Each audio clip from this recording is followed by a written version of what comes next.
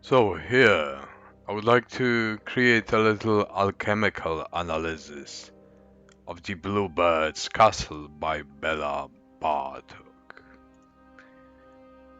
So here we have an illustration by Gustav Doré.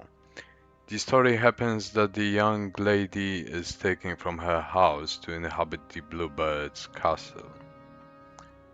At first, she is informed that there are 7 rooms that are locked tight and that she is not allowed to enter any of them.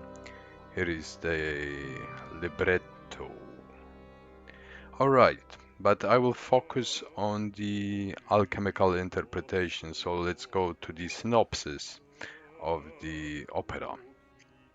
So Judith and Bluebird arrive at his castle, which is all dark. Bluebird asks Judith if she wants to stay and even offers her an opportunity to leave, but she decides to stay. A contract is signed. Judith insists that all the doors be opened to allow light to enter into the forbidding interior, insisting further that her demands are based on her love for Bluebird. Bluebird knows. He refuses, saying that these are private places not to be explored by others, the doors of his soul and great recesses of his experiences of life and heart. He's asking Judith to love him, but ask no questions. Judith persists, a female thing, and eventually prevails over his resistance. The first door opens to reveal a torture chamber, stained with blood. Repelled but then intrigued, Judith pushes on. This is the symbol of Mars. Behind the second door is a storehouse of weapons, and behind the third a storehouse of riches.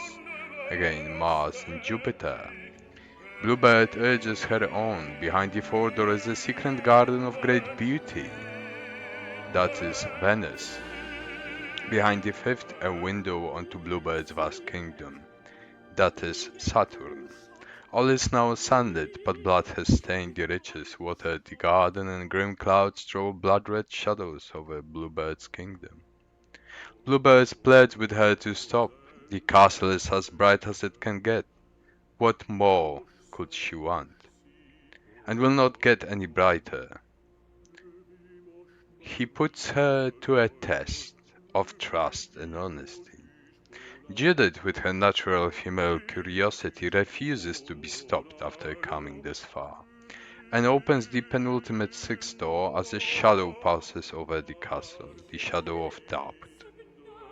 This is the first room that has not been somehow stained with blood. A silent silvery lake is all that lies within, a lake of tears, of Bluebird's past life. Bluebird begins Judith to simply love him and ask no more questions. The last door must be shut forever. But she persists, asking him about his former wives. Where could they be? Were they murdered, as the rumors said?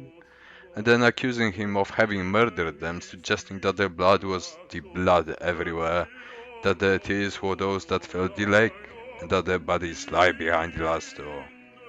At this, Bluebird, broken-hearted, not admitting that the blood was his, that the tears were theirs, that the torture chamber was where his soul was destroyed, hands over the last key.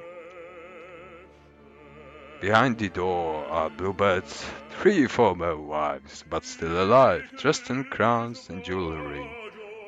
They emerge silently, and Bluebird, overcome with emotion, prostrates himself before them, as if he had dispatched him to the stellar delights, forever losing them in his kingdom, that their spirits were released from the great fortress of Saturn.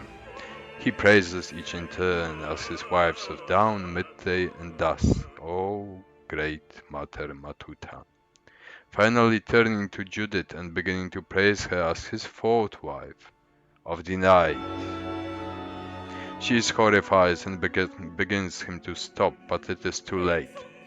He dresses her in the jewelry they wear, which she finds exceedingly heavy, like the burden she committed as a great trespassing. Her head drooping under the weight, she follows the other wives along a beam of moonlight through the seventh door. She is released through Urania into horrors unknown. It closes behind her, she may never return back to her love, and Bluebeard is left alone once again as all fades to total darkness. The further issue requires no explanation. Thank you.